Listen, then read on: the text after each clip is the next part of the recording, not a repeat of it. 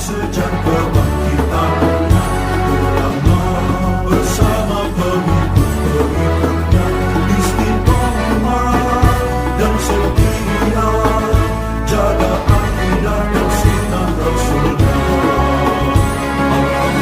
Alhamdulillah segala puji baginya ulama bersama pengikut-pengikutnya istiqomah dan setia menjaga agama nusa dan bangsa.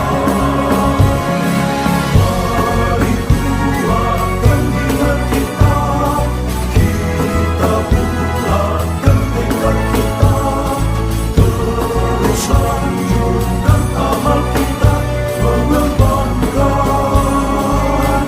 hikmah kita. Assalamualaikum warahmatullahi wabarakatuh. Waalaikumsalam warahmatullahi wabarakatuh. Alhamdulillahilladzi hadana li hadza wa ma kunna linahtadiya laula an hadanallah. Asyhadu an la ilaha illallah wahdahu la syarika lah wa asyhadu anna Muhammadan abduhu wa rasuluh. Allahumma shalli ala sayyidina Muhammadin abdika wa nabiyyika wa rasulika an-nabiyyil ummi wa ala alihi wa sahbihi wa sallim taslima biqadri 'azamati dzatika fi kulli waqtin wa hin. Amma ba'd. Hadratil mukarramin wal muhtaramin, al-asatidzah wal hujjaj, para ustaz, para orang tua, para haji, segenap jamaah Muslim Al-Hidayah yang berbahagia. Alhamdulillah malam hari ini kita melaksanakan pengajian perdana tahun ajaran 2024-2025. Kemarin udah bagi rapot ya. Belum ada murid baru belum? Belum.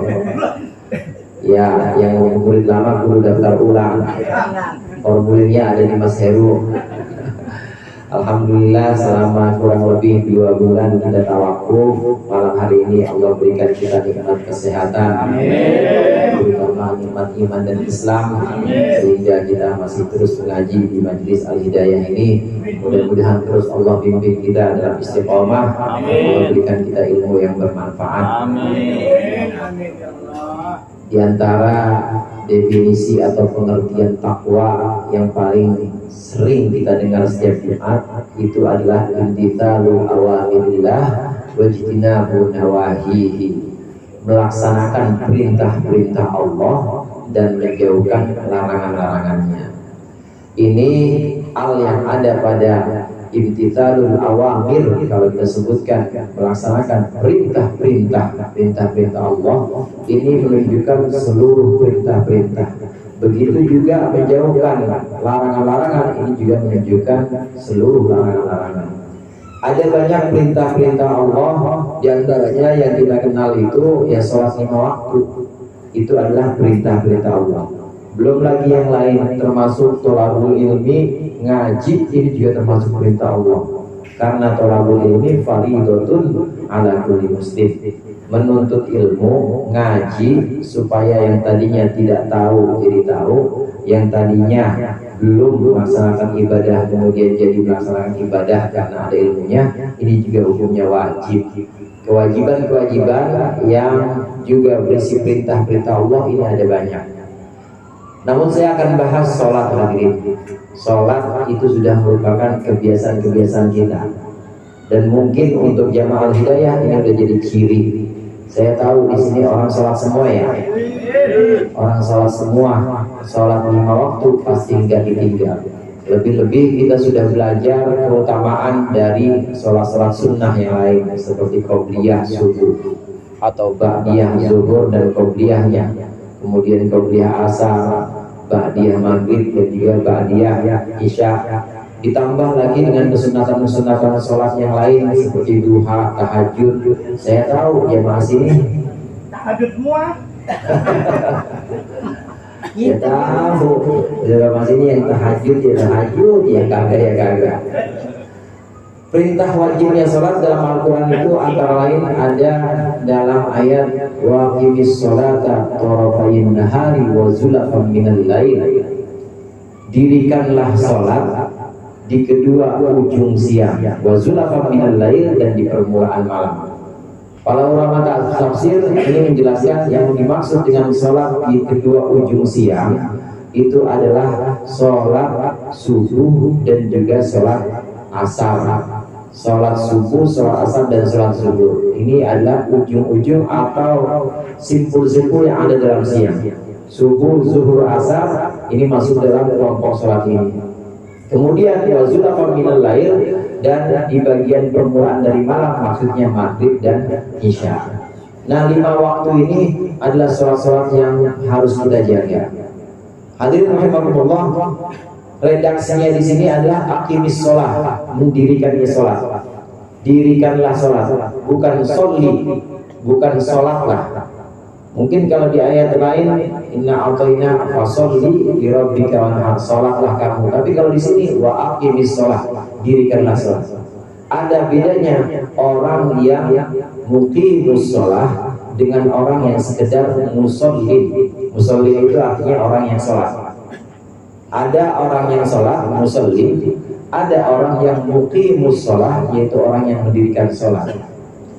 Orang yang hanya sekedar musallin, hanya sekedar sholat saja, ini adalah orang yang hanya sekedar berdiri, nungging ruku, berdiri lagi, nungging sujud, hanya sekedar itu, tapi tidak memahami dan juga tidak merenungkan makna-makna dalam sholat. Makna dalam sholat itu antara lain adalah kehambaan kita. Waktu kita berdiri, kita seolah berdiri di hadapan RW. Waalaikumsalam.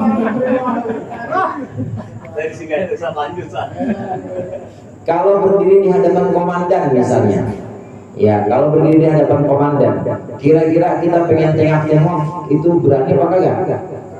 Depan atasannya tengok-tengok, garuk-garuk, pasti itu takut. Begitu juga ketika muqimus sholat, orang yang benar-benar mendirikan sholat, maka berdirinya ini bukan hanya sekedar berdiri kayak di hadapan bos atau komandan, tapi berdiri di hadapannya raja segala raja, di hadapan pemimpin segala pemimpin, tunduk, nggak berani tengok-tengok, nggak berani kemana-mana, badannya goyang-goyang, nggak berani. Rukuknya kita dalam sholat juga demikian, kehambaan kita. Rukuknya kita dalam sholat menunjukkan bahwa kita ini merendah di hadapan Allah. Kita ini benar-benar mengagungkan Allah, kita rendah. Sujud lebih dalam lagi. Sujudnya kita dalam sholat ini menunjukkan bahwa kita benar-benar hina, kita benar-benar nista. Muqimus sholat ini merenungkan, bacaan-bacaan sholat direnungkan, termasuk gerakan sholat direnungkan. Bahwa aku rendah ya Allah, Engkau tinggi. Aku lemah, Engkau kuat. Aku bodoh, Engkau maha alim, Engkau maha mengetahui. Merenungkan mana-mana sholat itulah yang disebut dengan muqimus sholat, mendirikan sholat. Kalau hanya sekedar musholin, hanya sekedar sholat saja, ini yang sering ada dalam Al-Quran. Ancaman untuk orang-orang yang sholat, fawailul lil musallin, celakalah untuk orang sholat, alladzina hum an sholatihim sahun, orang yang dalam sholatnya lalai. Biasanya orang yang hanya sekedar musallin, bukan muqimus sholat, ini juga sholatnya kadang-kadang belang-belang.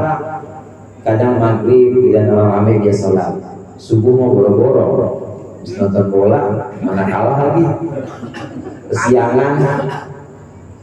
Dan banyak yang alfa atau banyak yang luput dalam sholatnya, renungan-renungan bacaannya ini dia lalai, ini namanya musholin. Atau waktu-waktu sholatnya juga dia lalai, nggak benar-benar dijaga. Kadang-kadang sholat subuh itu udah jam 7:30, itu mah bukan subuh. 7:30 itu murtad. Atau murtad Pak? Murtad, jemur pantat. Maksudnya bukan murtad pakai dal, bukan. Murtad itu jemur, ya orang jam segitu udah jemur kan ya, udah giliran orang jemur. Maka orang-orang yang hanya sekedar menghadirkan gerakan sholat tapi hatinya lalai, ini namanya musholin, diancam oleh Al-Quran. Lalu bagaimana kita? Kita harus menjadi muqimus sholat, harus menjadi orang-orang yang mendirikan sholat, orang-orang yang benar merenungkan bacaan sholat, gerakan-gerakan sholat ini kita renungkan sebagai kehambaan kita kepada Allah Subhanahu wa Ta'ala. Sholat yang seperti ini, waqimis sholah tarafain nahari wa zulafan minal lail, mendirikan sholatnya kita di kedua penghujung siang, kemudian di bagian malam sholat-sholat yang fardu 5 itu, ini sesungguhnya bisa menghapuskan dosa-dosa kita. Di ayat lanjutannya itu masih satu ayat, di potongan berikutnya, innal hasanati yudhibnas sayyi'at. Sesungguhnya sholat-sholat atau segala perbuatan baik itu bisa menghapus dosa-dosa kita. Kira-kira kita punya dosa apa? Kan udah puasa kemarin. Kalau udah puasa kan ghufirallahu ma taqaddama min dzambi. Kalau udah puasa kemarin, udah sholat tarawih kemarin, dosa-dosa yang lalu udah Allah hapus tuh. Amin. Udah dihapus dosa-dosa yang lalu, asal kita iman, yakin, wahtisaban, dan juga kita berharap penuh pada Allah dengan Ramadan kita, puasa dan juga sholat tarawihnya. Dengan itu semua kita berharap dan iman, yakin Allah akan mengampuni. Insya Allah itu Allah ampuni semua. Amin. Sampai 1 Syawal. Dari 1 Syawal sampai malam ini dosa lagi. Terus bagaimana kalau dari 1 Syawal sampai malam ini dosa lagi? Caranya adalah dengan melakukan kebaikan-kebaikan antara lain sholat. Oleh karenanya di ayat ini disebut innal hasanati yudhibnas sayyi'at. Seluruh perbuatan-perbuatan baik itu bisa menghapus perbuatan buruk atau dosa-dosa perbuatan buruk. Sholat kita sholat isya ini bisa menghapus dosa dari maghrib ke isya. Sholat subuh kita bisa menghapus dosa dari isya ke subuh. Sholat zuhur kita bisa menghapus dosa dari subuh ke zuhur. Sholat asar kita bisa menghapus dosa dari zuhur ke asar, dan sholat maghrib kita bisa menghapus dosa dari asar ke maghrib, dan begitu seterusnya. Sholat. Jadi kalau dibayangkan jamaah hidayah ini bersih semua. Amin. Orang ketemu air wudhu terus dicuci, ketemu air wudhu, ketemu sholat lagi dicuci lagi dosa-dosanya. Itu Al-Quran menyebutkan bahwa seluruh perbuatan baik bisa menghapus dosa-dosa yang lalu. Perbuatan-perbuatan yang sebelumnya akan terhapus dengan perbuatan baik yang kita lakukan. Termasuk hadirin perbuatan baik ngajinya kita. Dari malam minggu ke malam minggu ini bisa menghapus dosa. Amin. Jumatannya kita, Jumatan nggak ada yang hari Sabtu kan ya? Jumatan dari Jumat ke Jumat itu bisa menghapus dosa kita. Dari pengajian ke pengajian, malam minggu ketemu malam minggu itu bisa menghapus perbuatan dosa-dosa kita. Ada banyak lembaga atau ada banyak sarana Allah mengampuni dosa-dosa hambanya kita orang Islam. Antara lain adalah dengan melakukan perbuatan-perbuatan baik. Sudah barang tentu istighfar, astagfirullahaladzim bisa menghapus dosa. Begitu juga taubat bisa menghapus dosa. Namun yang paling banyak adalah semua perbuatan-perbuatan baik kita, sholat kita, ngaji kita, sedekah kita, baktinya kita kepada orang tua, baiknya kita kepada tetangga, itu juga bisa menjadi penghapus dosa-dosa kita. Oleh karena itu jangan bosan berbuat baik, karena setiap perbuatan baik meskipun kecil pasti bisa menghapus. Wudhu aja Pak, pernah ngeliat nggak air tumpahan wudhu dari basuhan muka kita? Pernah ngeliat Pak? Itu kalau kelihatan ada dosanya. Dosa yang tadi ada di mata ngelirik TikTok, cakap-cakap banget di TikTok. Dosa-dosa yang ada di mulut kita, kadang-kadang kita ingkar janji, atau kadang-kadang kita melakukan ucapan-ucapan yang memang Allah nggak ridho, itu dengan wudhu terhapus semua, jatuh rontok tuh semua dosa-dosa waktu kita basuh muka. Dosa tangan juga begitu, tangan yang pernah melakukan dosa ketika wudhu rontok juga dosa-dosanya. Perbuatan kecil yang semacam wudhu yang kelihatannya ringan ini bisa menghapus dosa, apalagi perbuatan-perbuatan besar.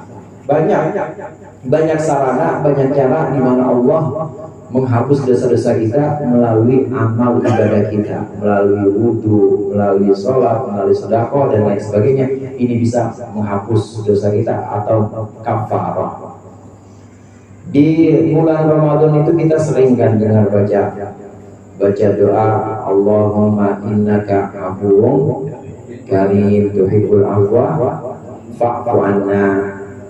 Ya Allah, sesungguhnya Engkau afuwun karim, itu yang maha memaafkan. Afuwun itu afwan.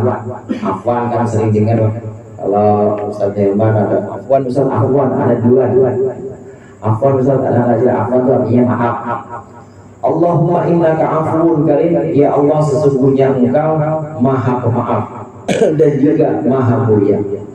Fa'fu anna innaka afuwun karim tuhibbul afwa, Engkau menyukai pengampunan. Tuhibbul afwa ini kalau kata guru saya, kalau kata Ki Mustafa Bisri, itu artinya hobinya Allah maafin saudara. Hobinya Allah itu maafin dosa. Ada dosa kena wudhu, dia maafin sama Allah. Ada dosa kena sholat, dimaafin sama Allah. Ada dosa kena baca tahlil yasin, dimaafin sama Allah. Ada dosa lagi dari jamaah hidayah kena pahala sedekah, dimaafin dosanya. Karena Allah hobinya memaafkan. Tuhibbul afwa itu artinya hobi maafin. Nah emang Ustaz itu bukan yang ngeledek Allah gitu. Udah minta maaf dosa lagi, udah minta maaf dosa lagi. Itu bukan yang ngeledek kalau gitu. Gimana kalau kata Allah gimana? Ngeledek nggak kalau gitu? Ngeledek kan karena manusia. Ngeledek itu kan ukuran manusia. Manusia yang memang maafnya terbatas. Saya sama Pak Kardi misalnya punya salah, besok saya minta maaf Pak Kardi, tadi motornya saya kempesin. Ya udah saya maafin, jangan lagi ya. Besoknya mobilnya yang saya kempesin. Maaf Pak Kardi, mobilnya saya kempesin. Ya udah kira-kira 7 kali begitu dimaafin nggak Pak Kardi? Kalau buat manusia makhluk ngeledek ente mah kan udah kagak mau ngaji lagi. Ngeledek itu namanya minta maaf diulangin lagi. Kalau ukuran manusia iya ngeledek, tapi kalau ukuran Allah enggak. Karena Allah tuhibbul afwa, Allah hobinya maafin dosa hamba. Kita tidak bisa mengukur, kita tidak bisa menerapkan apa yang ada pada kacamata manusia atau persepsi manusia pada Allah yang maha besar, Allah yang maha adil. Mungkin ukuran Pak Kardi, ukuran manusia pada umumnya udah 3 kali salah lagi namanya ngeledek, tapi ukuran Allah enggak apa-apa. Karena memang Allah tuhibbul afwa, Allah itu hobinya memaafkan. Dari ibadah-ibadah, kemudian juga permohonan maaf atau ampunan kita dengan istighfar, dari taubat kita, seluruh amalan-amalan itu semua bisa menghapus dosa kita. Karenanya semua perbuatan baik bisa menghapus dosa kita. Makanya kalau kita berbuat buruk, segera lakukan perbuatan baik. Pasti perbuatan buruk itu akan menghapus dosa. Habis lakukan dosa misalnya, tadi ada dangdut sini. bisa melakukan dosa lagi dangdutan nyawer misalnya, nyawer ya namanya nyawer ya pegang ya pegang Mas Ahmad ya melakukan dosa. Nah pulang ke rumah langsung wudhu, istrinya sawer kalian lagi sama istri megang istrinya, itu udah bisa ngontokin dosanya. Karena setiap perbuatan buruk kemudian kita ikuti dengan perbuatan baik, maka perbuatan baik itu akan menghapus dosa-dosa kita. Sabda Rasulullah SAW, wa atbi'is sayyi'atal hasanata tamhuha. Iringilah, ikutkanlah perbuatan buruk dengan perbuatan baik, maka niscaya perbuatan baik akan menghapus dosa-dosa perbuatan buruk. Kita yang habis melakukan dosa, habis maksiat, langsung segera wudhu atau segera sholat. Habis sholat langsung sedekah atau langsung kita berbuat baik dengan keluarga kita, maka insya Allah perbuatan baik itu akan menghapus dosa-dosa perbuatan buruk yang ada sebelumnya. Dzalika dzikrul lidzakirin. Ya, ayat itu Allah menyebutkan ini adalah sebuah peringatan untuk orang-orang yang ingat. Hadirin jamaah rahimakumullah, memang tujuan kita ngaji itu kan adalah ingat, eling salawase, ingat terus pada Allah bahwasanya kita hamba dan Allah Tuhan maka kita punya kewajiban yang namanya hamba, pantasnya ya, yang namanya hamba pantasnya itu menghamba atau jadi tuan, menghamba. Oleh karenanya yang lakukan yang pantas untuk hamba ya sholat, kemudian mohon ampun, kemudian juga perbuatan atau perkara-perkara yang Allah ridho seperti baca Quran, semuanya karena memang kita hamba, maka yang paling pantas untuk hamba adalah menghamba, bukan jadi tuan, bukan jadi bos, bukan, tapi kita menghamba kepada Allah, hanya kepada Allah. Ngajinya kita, pertemuan di majlis taklim atau pertemuan dalam majlis-majlis zikir misalnya, ini adalah intinya untuk mengingatkan kita kepada Allah yang Maha Pengampun, Allah yang hobinya memaafkan. Maka kita mengingat Allah bahwa dengan ngaji kita dosa-dosa kita terhapus. Amin. Dengan zikir kita di majlis tahlil atau majlis haul ini, zikir kita bisa menghapuskan dosa-dosa. Amin. Dengan perbuatan baik kita ini bisa mengingatkan kita kepada Allah bahwa Allah itu hobinya memaafkan, dan kita tahu bahwa dosa-dosa kita terhapus dengan sedekah atau dengan perbuatan baik kita. Amin. Semuanya adalah dasarnya untuk mengingat Allah. Sholat kita untuk mengingat Allah, ngaji kita untuk mengingat Allah, sedekah kita untuk mengingat Allah, perbuatan baik kita semuanya untuk mengingat Allah. Mengingat Allah yang Maha Pemurah, Allah yang hobinya memaafkan, supaya kita terus dimaafkan oleh Allah. Amin. Kalau sudah dimaafkan hadirin, maka kalau sudah turun ampunan Allah, maka rahmat Allah itu akan turun.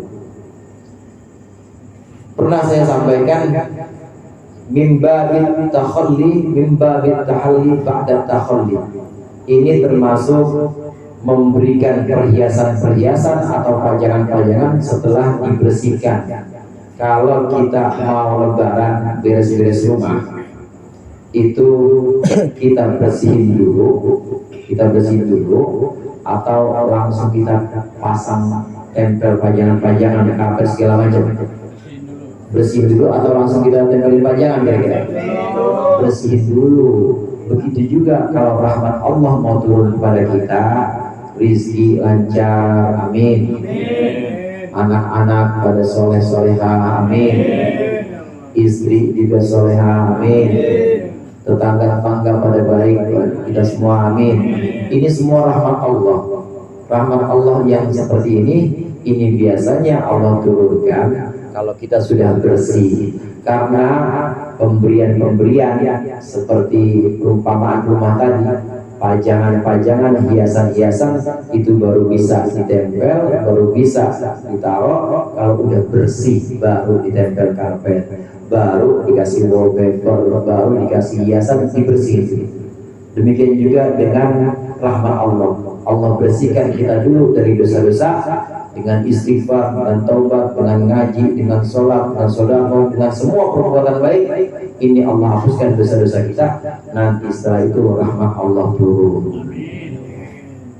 Redaksinya memang seperti itu. Redaksinya memang rahmat Allah, Allahu Ghafurur Rahim. Di ayat lain Allah sebutkan Allah Maha Pengampun dan Allah Maha Pemberi rahmat. Ampunan dulu. Setelah diampuni, setelah bersih, baru rahmat Allah turun. Mudah-mudahan bermanfaat sekilas sebagai pembuka pengajian kita pada malam hari ini. Kalau terlalu banyak nanti nasi uduknya adem dan perut kita makin dingin, maka saya cukupkan sekian. Dikurang ya saya mohon maaf. Wallahul muwaffiq ila aqwamit thoriq. Wassalamualaikum warahmatullahi wabarakatuh.